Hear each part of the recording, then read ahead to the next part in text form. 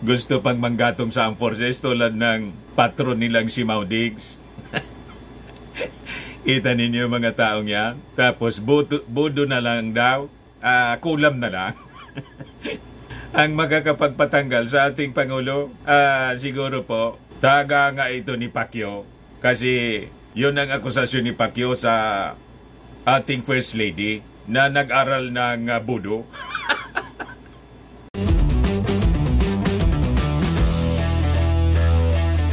Ito naman po yung bago naming product na binibenta online. iGlow Serum Whitening po siya. Tingnan ninyo yung epekto sa aking anak na architect before and now. Yung mga inquiries po ninyo, dumiretso na lang kayo sa kanyang Facebook account, Riz Maravillas. Viral na naman mga kababayan si First Lady Lisa Marcos. Bakit niya Mr. Maravillas? Nakita kasi po si First Lady doon sa Vindi Honor sa Palasyo Malacanang. Biglang kinuha ni Mrs. Lisa Marcos yung baso ng wine ni Senate President Chis Escudero. Nagkagulo na naman po yung mga marites. Binairal agad mga kababayan. Sinabi po na si Chis Escudero po na Senate President na bago, ginawang waiter nila. Ginawa na lang na waiter po ni First Lady Lisa Marcos. Ialam naman po ninyo, pag chismis at mga masasamang balita po, parang apoy kong kumalat. Wildfire. Viral po sa social media agad. At saka, pinakalat nila, tingnan ninyo anyan si First Lady Lisa Marcos, lasingga.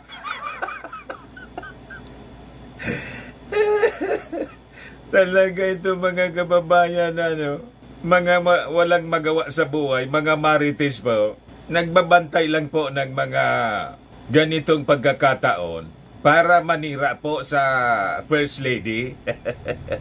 Kasi pag nasiraan nila yung First Lady natin, damay permi yung ating Pangulong BBM. Ganon po, ultimately, ang target nila yung ating Pangulong Bongbong Marcos. Kaya gusto nilang siraan ng siraan yung ating First Lady. Hindi kayo magtatagumpay, mga marites. Yung mga kwento ninyo, ang dali pong basagin. Ito po siya mga kababayan, yung Vindi Honor. When you see it, sabi dito sa maigsing caption po ng number 1 marites ng Pilipinas ngayon, si Mr. Sasot. Ayan po ang nagpakalat ng chismis, si Mr. Sasot. Masama yung loob kasi mga kababayan nito. Tulad ni yung vlogger doon sa Amerika, hindi na-point. Hindi man po kayo qualified. Si Professor Carlos nga, hindi mo bra. Diba? Hindi ko mo naging host kayo ng presidential debate ng SMNI. Pwede na kayo. Diba? O ngayon, silip sila mga kababayan ng kung anong diferensyang nakikita nila. Kahit hindi po diferensya, ginagawa ng diferensya. Kaya ito mga trending stories ngayon po. Sabi dito sa Politico News, proud to be under Lisa Marcos. Proud to be under daw Lisa Marcos. Chis Escudero responds to viral drinking video. Yan po. Ngayon, ipaliwanag natin kung ano nangyari, bakit siya ganyan, mga kababayan. Ang dali pong ipaliwanag, Sabi dyan sa report ng Inquirer, First Lady Lisa Araneta Marcos takes a sip from the glass of Senate President Francis Escudero at the Independence Day Vindi Honor in Malacanang. Ito yung report ng ABS-CBN. Talagang pinatulan po ng mainstream media. Chis Escudero addresses viral wine glass video with First Lady. Ngayon, ipaliwanag natin, ano ba yung nangyari, mga kababayan? Bakit nagkaganon? But before natin pag-usapan yung viral video po na pinakalat ni Mr. Sasot, click subscribe muna dito sa ating YouTube channel and hit the notification bell para lagi po kayong updated sa mga kaganapan dito sa ating bansa. Like and share na rin po ninyo ng ating video at huwag na rin po ninyo na skip yung ating mga commercial ads para tuloy-tuloy lang ang pag-unlad ng Bagong Pilipinas. Sa mga nagana po ng malinis and spacious fitness gym, pumunta lang po kayo sa aming Colossal Fitness Gym. We also offer Grab Car Rental with our brand new 2023 model ng Toyota Innova. We also accept booking for those who are planning to travel via PAL and Cebu Pacific in other airline companies, local and international, and bills payment for Meralco Bills, Aleco Bills, PLDT, etc. Ang Colossal Fitness Gym is located at 3rd floor, Security Bank Building, Landco Business Park, Legazpi City, Albay. For inquiries, look for Jelon Maravillas, contact number 0966-802-0949. Yan po yung aming Innova. Lagi na pong matao sa amin. Yan, mga bagong clients namin, mga kababayan. Napaka-colorful at napakalinis, napakaganda ng aming gym po. Pati mga foreigners po pumupunta sa amin, mga British tourist po siya. Na-set up na rin po yung mga brand new naming gym equipments. May treadmill na rin po kami. Ito naman po yung bago naming product na binibenta online, iGlow Serum. Gawa pong South Korea. Whitening po siya. Tingnan ninyo yung epekto sa aking anak na architect entrepreneur. Sa mga inquiries po ninyo, pumunta na lang kayo sa kanyang messenger, Riz Maravillas on FB. Ito naman po, Firmax Firming and Lifting Cream. Pinapahid naman po ito sa mga pulses and affected area. Mainam po ito sa paninigas na mga kaso-kasuan. Ito naman po, Automax Radiant Serum. Sa mukha naman yung application. Anti-aging siya. You will look 10 years younger than your age. Sa mga cancer patients po, try ninyo po itong Nature Red Mixed Fruit Drink. Hindi man po siya gamot, food supplement siya. Kaya lang, gawa siya mga kababayan sa goji berry. Yung goji berry may anti-cancer properties. Yung mga inquiries ninyo, dumiretso na lang kayo sa aming messenger sa Facebook para masagot namin agad. Ayos pa? Ayos na Mr. Maravillas. So, balikan natin itong mga kwento natin. Binigyan nila ng masamang kahulugan yung pagkuha ni Mrs. Lisa Marcos sa baso po ni Cheese Escudero. Pinalabas nila, mga kababayan, na lasingga yung ating lasingga yung ating First Lady at ginawa pa niyang waiter si Senate President Cheese Escudero. Ganon, mga kababayan. Ito yung post ni Sasot na binigyan ng masamang malisya. Ayan ang video. When you see it, sabi diyan. Bakit may nagbigay, mga kababayan, ng panibagong baso? Ano ba nangyari?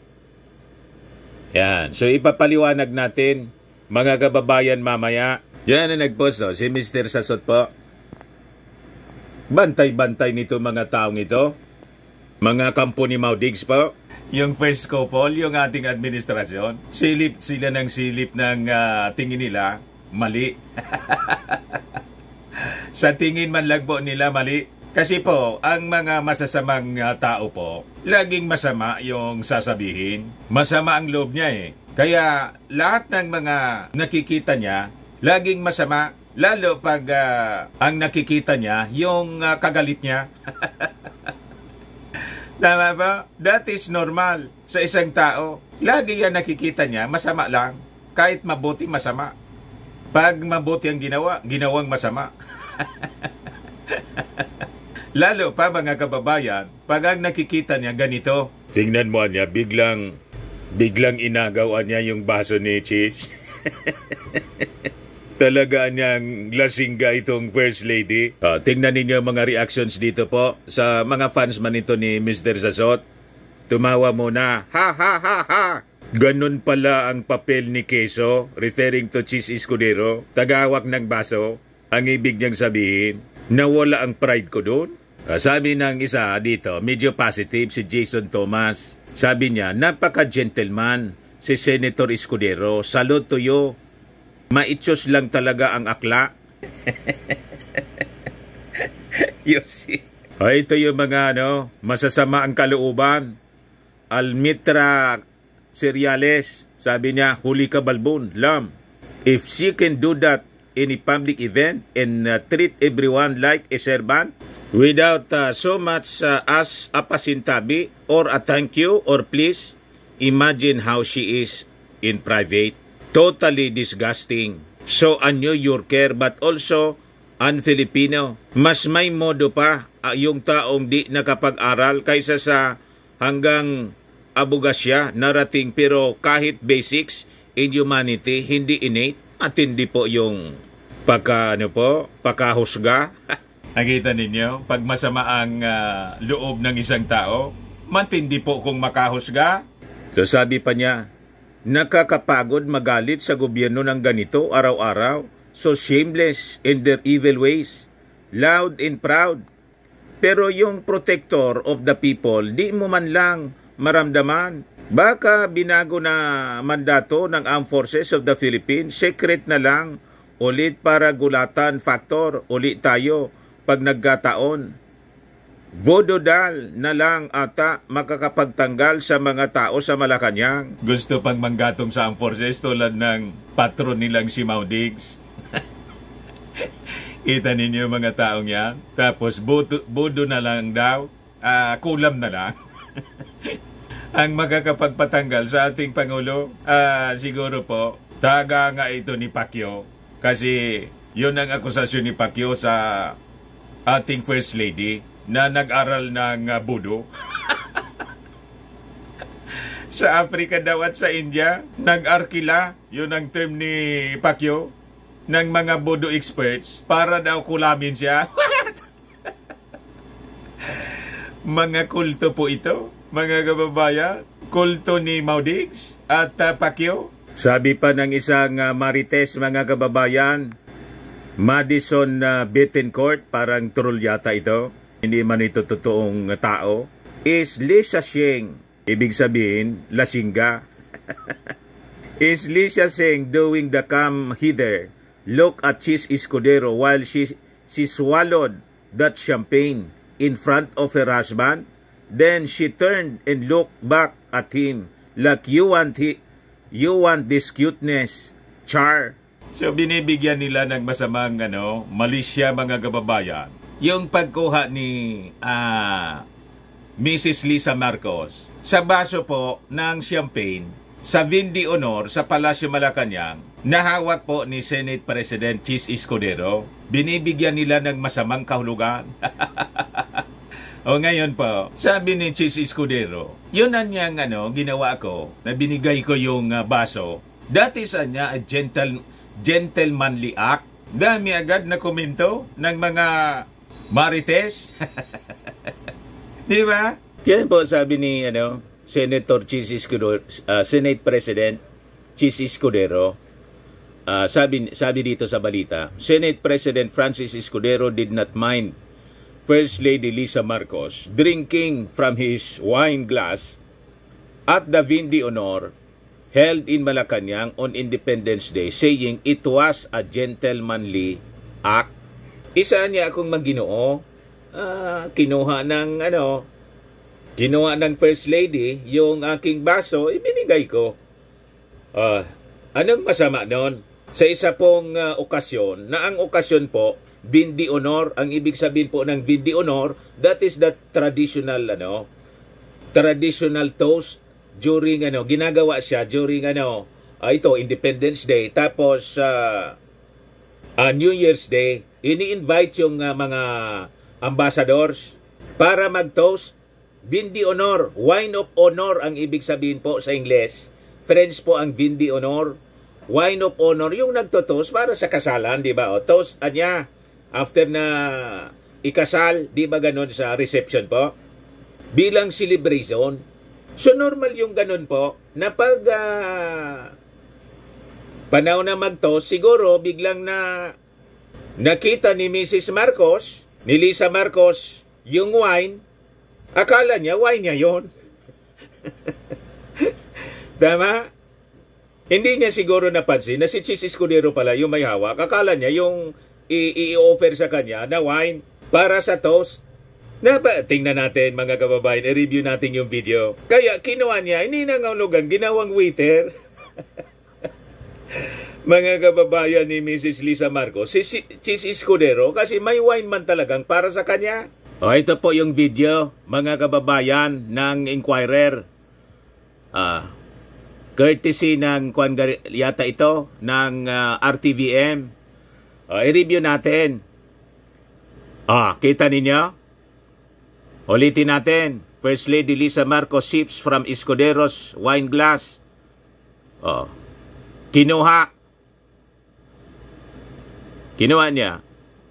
Tapos, may nag-offer sa kanya ng wine. So ito talaga, mga kababayan, na pangalawang glass ang para sa kanya. Hindi yung itong kay Cheese Escudero. Siguro sa kaguluhan, mga kababayan dyan, siyempre matao. Tapos, nasa oras na ng pagtutoast ng wine. Nakita niyang, hindi man niya kasi tiningnan. Basta't nang mag-approach siya dito, malapit kay Cheese Escudero, hindi man siya nakatingin kay Cheese. Nang ma-realize niya na kay Cheese pala yun, akala niya yung mag-offer sa kanya ng wine. Ibinalik niya yung baso. Di ba, mga kababayan? Napakalinaw. Nang abutin niya yung wine, hindi man siya nakatingin sa mukha ni Cheese Escudero. Ang akala niya yung waiter or assigned na mag-offer sa kanya ng wine. Yun pala, yung nakita niyang glass ni, wine glass ni Cheese Escudero. Binigyan ninyo ng masamang kaulugan. Napakalinaw. Di ba? Nang abutin ni Mrs. Lisa Marcos yung wine, hindi man siya nakatingin sa mukha. Para po malinaw. Tingnan ninyo. Inabot lang niya, hindi man siya nakatingin sa mukha. Nang makita niya, nang itungga niya yung inumin niya, itungga talaga niya, Mr. Maravillas. Nang inumin niya yung wine, nakatingin siya sa bigla sa mukha ni Cheese. Ay, kay Cheese palaan niya ito. Inoffer yung na yung talagang wine niya, mga kababayan. Para talaga sa kanya yon, for the toast ng wine, kasi vin de honor nga. So anong problema ninyo, mga Marites? Kahit man ako, katabi ko si Mrs. Lisa Marcos halimbawa, biglang inabot yung wine ko, ibibigay ko siyempre. Alangan man, Mrs. Lisa Marcos, ma'am, akin ito. Hindi ko pa man iniinuman yung baso, ibigay ko na sa kanya. Di ba? That is, a gentlemanly act, sabi ni Senate President Cheese Escudero. Hindi na ngahulugan na binaba na yung pagkatao ni Senate President, ginawang waiter. Kayo talaga, lahat masasama ang nasa isipan po ninyo. Wala na kayong makitang tama kasi nga masama ang loob ninyo sa ating Pangulong Bongbong at kay First Lady Lisa Marcos. Yan ang totoo niyan. Kaya lahat ng ginagawa niya, lahat mali. Ang laging tama lang si Pacquiao at saka si Mau Diggs. Nasa totoo lang, sila yung lahat mali. Tama? Yung lahat tama sa inyo, ang katotohanan sila ang lahat mali ang ginagawa. Pero sa inyo, bida palagi, pati si Inday. Sabi dito sa kwento, the First Lady stopped in front of Escudero and drank his champagne. She returned the glass to him afterwards before continuing with her walk. Kasi po, malinaw na hindi man nakatingin sa mukha ni Cheese Escudero si First Lady. Kaya ang kala niya, yung sa kanya yon, yung waiter or assigned na, hindi man yata yon waiter kung sino yung trustee, siyempre, para yon sa First Lady. In charge po para mag-offer ng wine. Hindi agad yun nakita ni First Lady. Ang akala niya, yung nasa harap niya, kasi hindi nakatingin sa mukha, yun na yun yung wine niya. Kaya kinuha, nang inumin niya ganyan, bigla siyang nakatingin sa mukha ni si Cheese pala niya ito, sa isip niya. Binalik niya yung wine. And afterwards, ibinigay yung yung para sa kanya ng in charge ng wine. Naintindihan na ninyo, mga marites. Pero tingnan ninyo, sabi rito ni Chis Escudero, I consider waiting on a lady, first or otherwise, to be gentlemanly, Escudero told reporters on Thursday in response to the viral video. Maaari niyang sabihin ng iba na makaluma o parang under, pero sa akin, hindi kailanman magiging makaluma o di oso, anuman ang itawag ng iba, ang pagiging maginoo at pakikipagkapwa-tao. Tama! Pakikipagkapwa-tao yun, mga kababayan. Hindi yun nakakababang puri sa isang tao na ginawa na lang anya na tagahawak ng wine. Binigyan ninyo ng masamang kaulugan. So sabi dito, several politicos and diplomats were present at the Vin de Honor, which is one of the two official receptions hosted at Malacanang on New Year's Day and Independence Day. So yun ang ginagawa ang Vin de Honor pag New Year's Day, tapos ito nga, Independence Day. That is a tradition sa palasyo. Among the politicos who attended the event were House Speaker Martin Romualdez, Executive Secretary Lucas Bersamin, and Foreign Affairs Secretary Enrique Manalo. So yan po, mga kababayan, walang masama dyan. Yun ang totoong wine. Grinab ni Mrs. Lisa Marcos, yung wine ni Chis Escudero, kala niya sa kanya yon. Kala niya yung assistant na magbibigay sa kanya siguro ng wine. Malinaw na po. Kasi yung iba, ang iniisip pati, kaya ganon na parang ang trato, kasi binigyan ng pabor ng Palasyo Malacanang si Chis Escudero, ginawang Senate President, at yung influensya galing kay Lisa Marcos. Ganon ang pakahulugan. Tingnan mo niya, ginawa na lang na waiter si Senate President kasi may utang na loob siya. Brinasoan niya yung mga senador para gawing Senate President, para yung mga agenda niya ng Palasyo Malacanang ay maisa katuparan.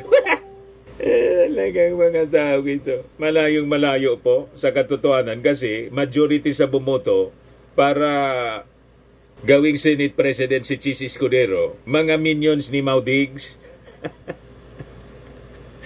Tama, kasama si Bato, si Bongo, di ba? Yung mag-inang Villar, yung magkapatid na Cayetano, lahat yun siyam sa bumoto, sa 15 pong bumoto. Sumama kay Senate President, yung nagkudita kay Mig Zubiri at ginawang Senate President si Chis Escudero, kasama doon si Amy Marcos na barkada ng mga Duterte. Mga minions po ni Maudigs. Paano may influensya yung Malacanang sa paglagay kay Chis Escudero as Senate President? Malayong malayo po sa katotohanan yung mga pagbibintang ninyo. Di ba? O ngayon, ito yung magandang balita kasi yung Speaker of the House at saka yung Senate President ngayon magkakaroon ng close collaboration. Ayan po, para maipasa yung mga priority bills ng ating Marcos administration. Dapat talaga ganyan, mga kababayan. So sabi dyan sa balita, after a period of strained relations between the Senate and the House of Representatives, Senate President Francis Escudero at saka si Speaker Martin formally had their first meeting kahapon, signaling better working relationship between the two chambers. So sabi po ni Escudero, ito anyang productive meeting namin ngayon marks the beginning of a renewed and strengthened partnership between our two chambers. Together, we are committed to working toward a more united and effective legislative body that can better serve the needs of our nation.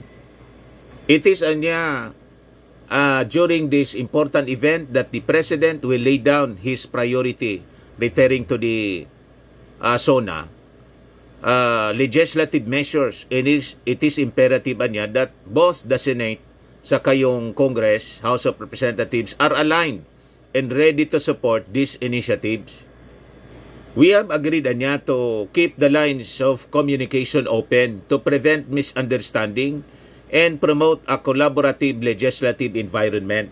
Sabi po ng seasoned politician from Sorsogon, Bicolano mga kababayan. Crucial niya siya yung pag-uusap namin palagi para mabilis na maipasa para sa smooth passage po ng mga batas na kailangan ng ating Pangulo. Na siyempre, pag kailangan, sinabing kailangan ng ating Pangulo, kasi kailangan ng ating mga mamamayang Filipino. So maganda po ang inaasahan natin na magiging working relationship ngayon ng Senado at ng House of Representatives. Ayos pa? Ayan man lang po mga kababayan. Ako po si Dante Maravillas. Bye-bye. God bless.